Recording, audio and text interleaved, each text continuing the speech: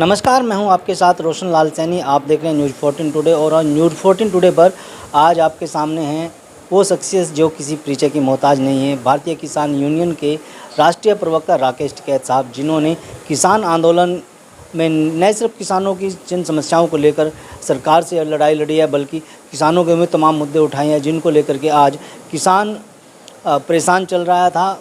चाहे वो गन्ना मूल्य भुगतान हो, चाहे गन्ने मूल्य में वृद्धि हो, चाहे एमएसपी को लेकर के हो, क्या कुछ ये तमाम मुद्दे हैं, क्या कुछ इन पर सरकार ने अमल किया है, इस पर बात करते हैं सीधे। राकेश भाई, आपका स्वागत है।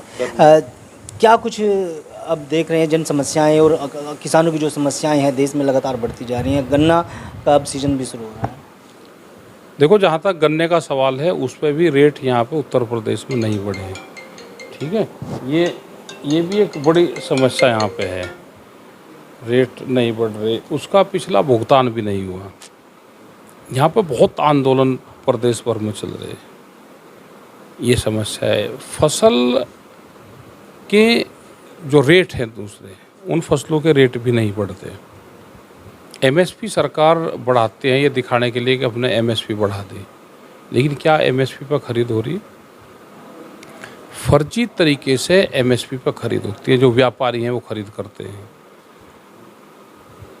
अपना बिहार हो, पूर्वांचल उत्तर प्रदेश का क्षेत्र हो और जगह है, वहाँ से खरीदते हैं और एमएसपी के नाम पे ये पंजाब, हरियाणा, उत्तर प्रदेश के बहुत ज़िलों में ये एमएसपी के नाम पे बिकता है। फिर वहाँ के वहीं गोदाम से गोदाम में चल जा, सिर्फ कागजों में लिखत पढ़त होती है। बड़ा घोटाला है। मतलब फिजिकल रूप से माल उतरता भी नहीं, कागजों में ही आया गया और सीधा सेलर्स पर उन चला जाता है।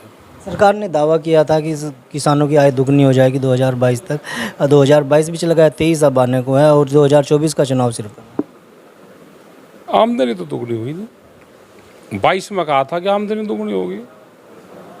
आमदनी कोई दुगनी नहीं है और ना सरकारें किसानों पे काम कर रही। वो काम कर रही है वोट कैसे मिलेगी, हमारी सत्ता कैसे आएगी। देश में एक ही चीज़ पे काम है, वोट कैसे मिलेगी।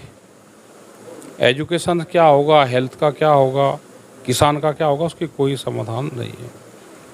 बात करें हम पश्चिमी उत्तर प्रदेश की। पश्चिमी उत्तर प्रदेश गन्ना बेल्ट है और यहाँ के लगभग 70-80% ज़मीन पर गन्ने की फसल की जाती है, गेहूं की फसल होती है, धान की फसल भी यहाँ पर होती है। बावजूद उसके पश्चिमी उत्तर प्रदेश के किसानों को वो तमाम सुविधाएं नहीं मुहैया हो पा रही हैं जो कि होनी चाहिए, जिनके वो हकदार। देखो, सुविधा तो सब हो जाए, ये भाव दे दो। सुविधा तो होती है, अगर भाव ठीक मिल जाएगा सुविधा आदमी अपने आप कर लेगा। सुविधा तो पैसों से होती है। ये सड़कें बना दो, हॉस्पिटल बना दो, एजुकेशन ठीक दो और भाव दे दो, विकास अपने आप हो जाएगा। स्कूल और अस्पताल तो बहुत ज़्यादा खुल रहे हैं, इलाज भी अच्छा मिल रहा है, लेकिन उसी तरीके से महंगाई भी। तो इलाज कहाँ मिल रहा है? क्या सरकारी उसमें इलाज मिल रहा है? सरकारी उसमें इलाज नहीं है, प्राइवेट खुल रहे हैं और जिस पे कार्ड है उसका ठीक होता है, क्योंकि कार्ड बहुत महंगे पड़ते हैं। जिसने बीमा करवा लिया तो उसका इलाज है। आम आदमी का इलाज नहीं है। कागजों में तो जरूर है, सरकार की नज़रों और कागजों में है, लेकिन आम लोगों में इलाज नहीं है। हम बात करें प्रदेश बंटवारे की। उत्तर प्रदेश विभाजन को लेकर एक बार फिर मांग उठी है और मुजफ्फरनगर के जो सांसद हैं संजीव बालियान और के मंत्री भी हैं मोदी सरकार में, उन्होंने एक बार फिर इस मांग को उठाया। आप कितने वाजिब से? नहीं होना आना कुछ नहीं। ये तो ये है कि कोई और क्वेश्चन ना कर दे कि एक मुद्दा छेड़ दो। लोग महंगाई पे बात ना करें, एजुकेशन पे बात ना करें, मुद्दा छोड़ दो, इसमें उलझे रहेंगे। ये है। लेकिन संगीत सोम तो खुद इसका विरोध करने पर उतर रहा है जो भाजपा ने। चलो, ये तो आपस के है ना, एक विरोध करेगा एक हाँ करेगा। पक्ष और विपक्ष की जरूरत ही नहीं है, दोनों काम यही कर लेंगे।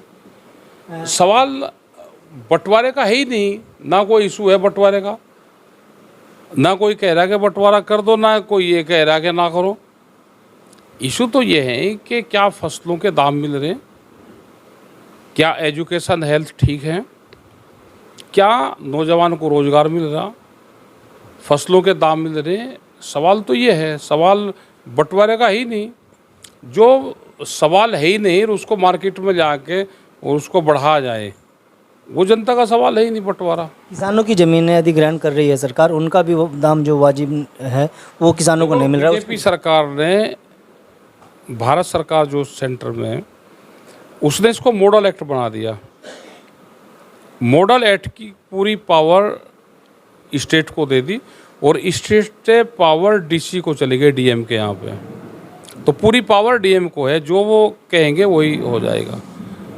लेकिन 2012 से 11 से आप सर्किल रेट नहीं बढ़ाओगे। 13 में कानून आ गया कि सर्किल रेट का 4 गुना मिलेगा। आप रेट बढ़ाओगे नहीं, 4 गुना दोगे, तो इसका मतलब होगा जो पहला रेट था उसी पे भी लगा। सर्किल रेट बढ़ने चाहिए, हर चीज़ के रेट बढ़े तो सर्किल रेट भी बढ़ना चाहिए। चुनाव आते हैं, बड़े बड़े दावे सरकारें करती हैं, तमाम पार्टियां दावे करती हैं कि किसानों की आय बढ़ाई जाएगी। तो कहीं ना कहीं देखा जाए तो केंद्र में भी बीजेपी की सरकार है, प्रदेश में भी बीजेपी की सरकार है, तो कितने वादे पूरे हो रहे हैं किसानों से किए हुए? यहाँ घोषणा पत्र में तो बिजली का जिक्र था कि फ्री देंगे, और जैसे ही सरकार बनी तो बिजली के मीटर लगने लगे, फ्री बिजली किसान को दे दी। आम लोग भी जिनके घरों में लाइट चलती है उनके भी महंगे आ रहे हैं, मीटर ख़राब हैं, और गांव का बहुत बुरा हाल कर दिया। ये जो वादे करे उस पर सरकारें खरी नहीं उतर रही।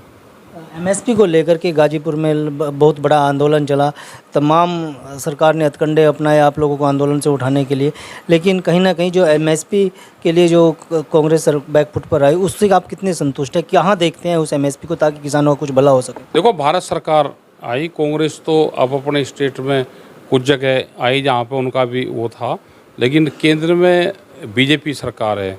और एमएसपी गारंटी कानून की हमने बात करी कि एमएसपी गारंटी कानून देश में लागू होना चाहिए, उस पर अभी कोई सवाल जवाब उन्होंने दिया नहीं। आगे क्या रणनीति है? समाधान से संघर्ष तक आंदोलन जारी रहेंगे। अभी पिछले दिनों जून महीने में एक महापंचायत आयोजित की गई, जिसमें 27 मांगों का एक पत्र राष्ट्रपति को भी सौंपा गया था। वो उसके बारे में थोड़ा दर्शकों को बताएंगे ताकि किसानों को भी पता चले, सरकार को भी पता चले कि क्या कुछ वो मांगे रही हैं। एक बार फिर से अभी कुछ नहीं दे दिया, वो मुख्यमंत्री को गया, राष्ट्रपति को गया, सबको गया। सरकार हमारे से कोई बात नहीं कर रही। क्या वजह है इसकी? वजह ये है कि अभी तो उसे किसान संगठन बनाने में फुर्सत होगी तो जब बात करेगी। अभी तो देश के किसान संगठनों को तोड़ने का काम करेगी। नए नए किसान संगठन बनाएगी, फसलों के किसान संगठन होंगे, जातिवाद किसान संगठन होंगे, खाप पंचायत को तोड़ा जाएगा। कुछ खाप पंचायतें सरकारी हो जाएंगी, सरकार उनको अपने पक्ष में लेगी। तो अभी तो तोड़ फोड़ के समाज को कैसे तोड़ा जाए वो जानना है, तो आरएसएस और बीजेपी से देश को जानना चाहिए। क्या देखते हैं कि 2024 का चुनाव आने वाला है, किसानों के मुद्दों को लेकर फिर से सरकार किसानों के बीच पहुंचेगी? क्या उम्मीदें आपको हैं? क्या एमएसपी जो है वो सही, वो वाजिब दाम जो मिलने वाला वो लागू हो पाएगा? किसान गारंटी योजना जो है वो सब मिल पाएंगे? एक बड़ा आंदोलन एमएसपी में देश में फिर होगा। वो कब होगा, क्या उसकी तैयारी रहेगी? लेकिन एमएसपी गारंटी कानून के लिए देश में बड़े आंदोलन की ज़रूरत है। हम पूरे देश भर में जा रहे, चाहे वो आदिवासी क्षेत्र हो या वो मजदूरों का क्षेत्र हो, किसी का भी, हम सब जगह जा रहे हैं। 2024 के लोकसभा चुनाव में किसानों का क्या रुख रहेगा? क्या किसानों का मैसेज देंगे कि मोदी सरकार आए या फिर दूसरी सरकारों का? भाई, किसान खुश होगा तो इनको वोट दे लगा, नाराज होगा किसी दूसरे को दे लगा।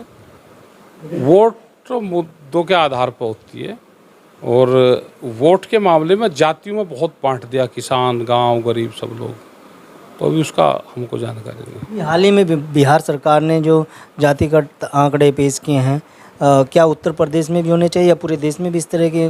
और हो जाए, जब देश जातियों पर ही चल रहा, तो भाई जिसकी जितनी जनसंख्या उसकी उतनी भागीदारी दे दो, क्या दिक्कत है? किसान यूनियन क्या मांग करती है, क्या होना चाहिए? में तो सभी हैं, हम क्या इलेक्शन लड़ रहे हैं? तो क्या कुछ आगे की रणनीति रहेगी कि किसानों को जो मुद्दे हैं चल रहे हैं, सब जगह हमारी मीटिंगें चलती रहती हैं, मुद्दे अपने लोगों को उठाना चाहिए, ये हमारा इशू है।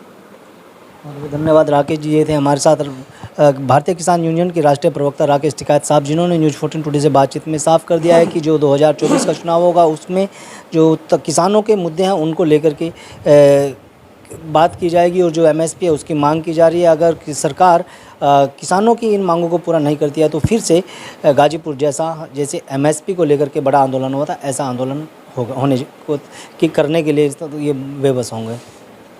आपको ये खबर हमारी कैसी लगी कमेंट बॉक्स में जरूर बताएं। अगर आप ये खबर फेसबुक पर देख रहे हैं तो वीडियो को लाइक करके पेज को फॉलो करें। इसके अलावा अगर आप इस खबर से यूट्यूब के जरिए जुड़े हैं तो चैनल को सब्सक्राइब करके बेल आइकन दबाना बिल्कुल ना भूलें।